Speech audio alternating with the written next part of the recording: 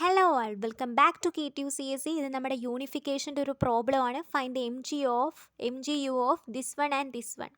ഇപ്പോൾ ഇത് നിങ്ങൾക്ക് കാണുമ്പോൾ തന്നെ അറിയാം അല്ലേ, എന്താ എക്സിനെ ഒന്നുകിൽ f(a)നെ x ആക്കുക, പിന്നെ g(a)നെ x ആക്കുക, രണ്ട് സെയിം ആക്കുക, സബ്സ്റ്റിറ്റ്യൂഷൻ നടത്തുക അല്ലെങ്കിൽ തിരിച്ച് നടത്തുക. അത് തന്നെയാണ് ചെയ്യാൻ പോകുന്നത്. ഇപ്പോൾ ഫസ്റ്റ് സ്റ്റെപ്പ് എന്ന് പറഞ്ഞാൽ ഇതിനെ ഞാൻ θ1 എന്നും ഇതിനെ ഞാൻ θ2 എന്നും പറഞ്ഞെടുക്കുക. സോ θ1 θ2 റെഡിയായി.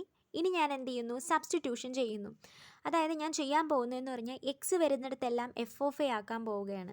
ഓക്കെ, എക്സ് വരുന്നിടത്ത് f(a) ആക്കാൻ പോകുന്നതെന്നു. അപ്പോൾ അതെങ്ങനെ എഴുതും? ആരാകാൻ പോകുന്നത്? f(a) ആണ് പുതുതായിട്ട് ആവാൻ പോകുന്നത്. ആർക്ക് പകരം? എക്സിന് പകരം. അപ്പം f(a) മുകളിൽ എഴുതുന്നു, എക്സ് താഴെ എഴുതുന്നു. അപ്പോൾ ഇതിൽ മാറ്റം വരും അല്ലേ.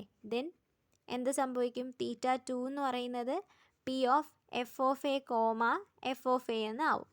അപ്പം θ1 എന്ന് പറയുന്നത് ഇതാണ്. അപ്പോൾ ഇനി g(y) മാറണം അല്ലേ. അപ്പോൾ എന്താ ഇനി സംഭവിക്കേണ്ടത്? g(y)ക്ക് പകരം f(a) ആക്കണം അല്ലേ. അപ്പോൾ ആര് മുകളിൽ വരും? പുതുതായിട്ട് കയറ്റാൻ പോകുന്നത് f(a)നെയാണ്. സോ f(a) മുകളിൽ വരും, g(y) താഴെ വരും. അപ്പം ദെൻ θ1 എന്താവും?